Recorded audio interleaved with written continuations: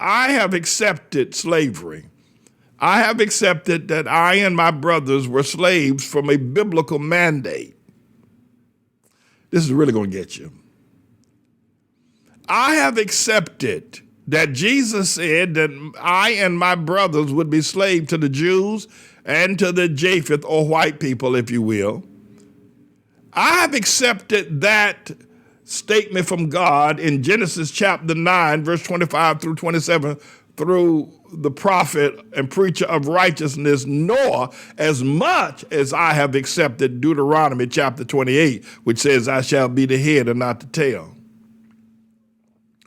I am just as rejoicing and glad that Jesus prophesied that Hamite or Canaanites and the Jews would be slaves. I am rejoicing that we were given that designation, as painful as it may be.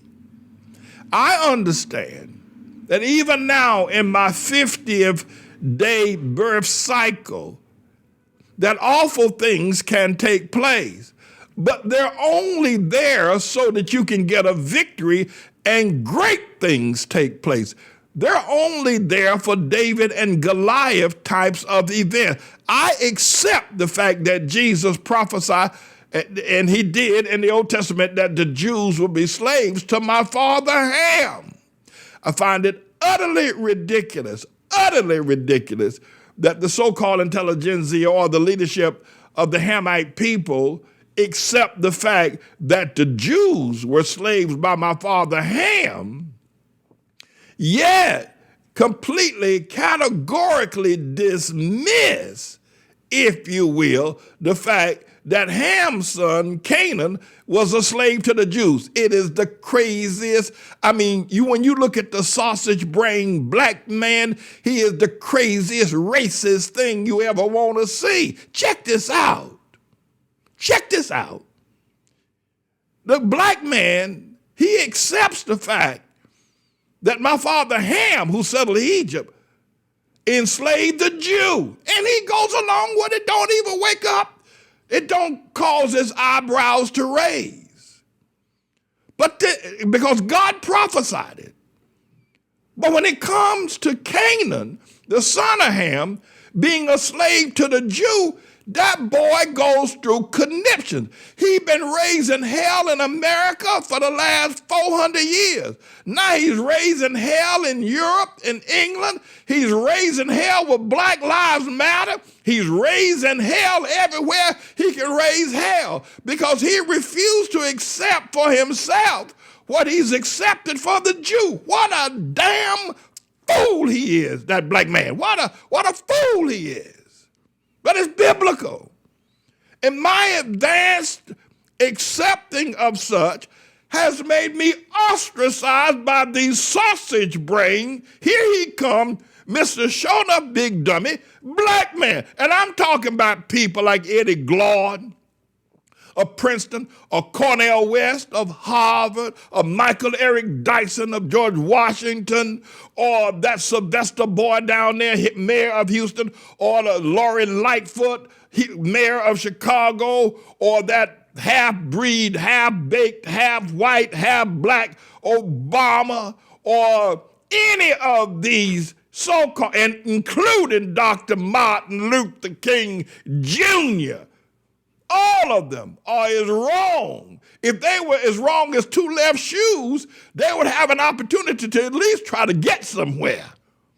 I've never seen such rejection of the fact that God said that we were going to be slaves.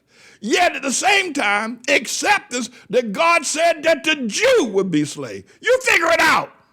When you can tell me psychologically how to explain this black man, I'm ready to hear. I'm ready to hear.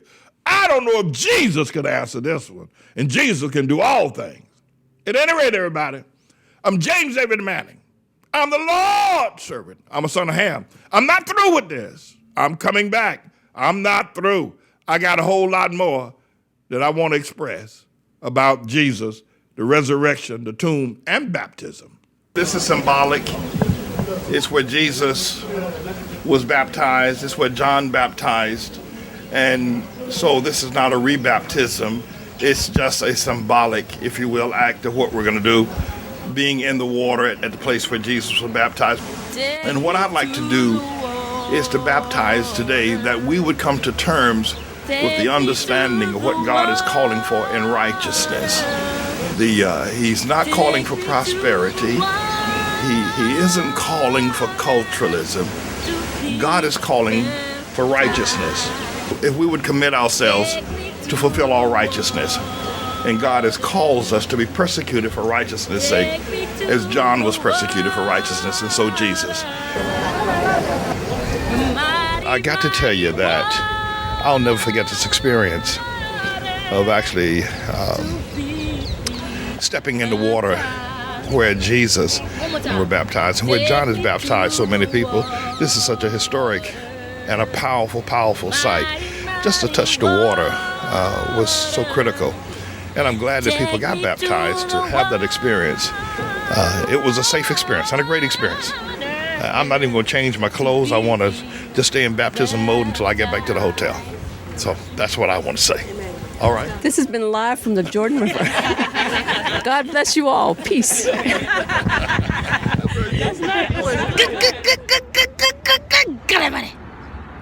Righteousness. Boom, chakalaka goes right there. My mother started liking the school and let me come here every single year. It has been 5 years and now I'm in the 7th grade. I still love this school. It has taught me a lot of things about the world and all around it, and let me see things I've never seen before, like me participating in the history fair last year.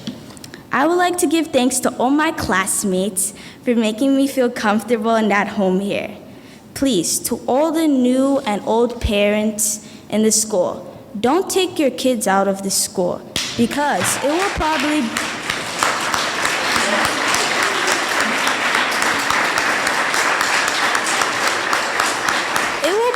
be the biggest mistake you've ever made. No matter what type of child you have, this school will shape it into a world's leader. So do yourselves a favor.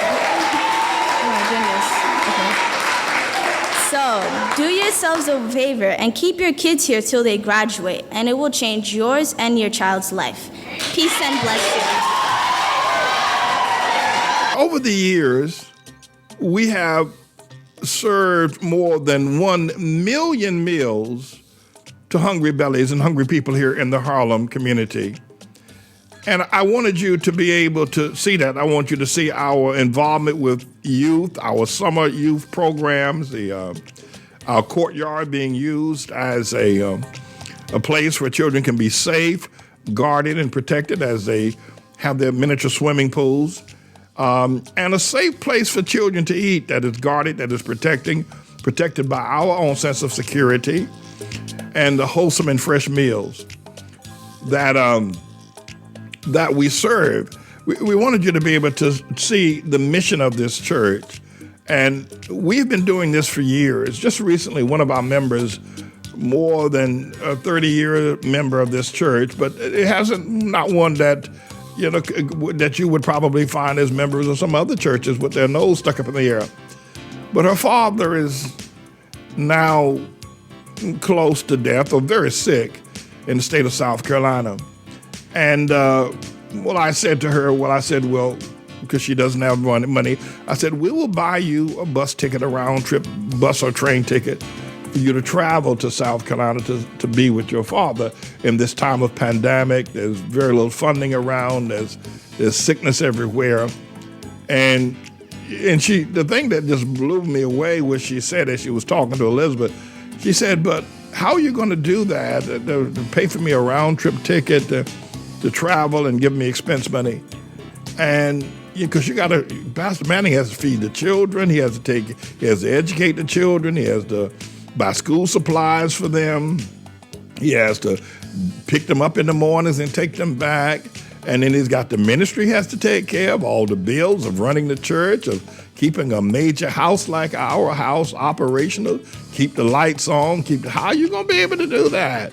And she was almost reluctant to take the money because she felt that it would be better served by feeding the children. We gave it to her anyway. But we want you to know that we do a work in this community. There have been a lot of lies told on us. And it's almost unimaginable why some of the people that have lied on us. But I can tell you behind all of it is the LGBTQ community.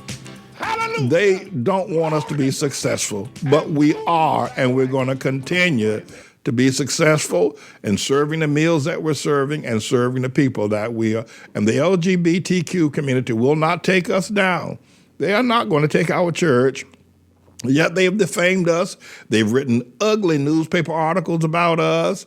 They've marched against us. They've done a whole lot of ugly things. But you see what we have done, and that's not even the half of our service to children and to the needy in terms of our homeless shelters and the things that we've done over the years. And we will continue.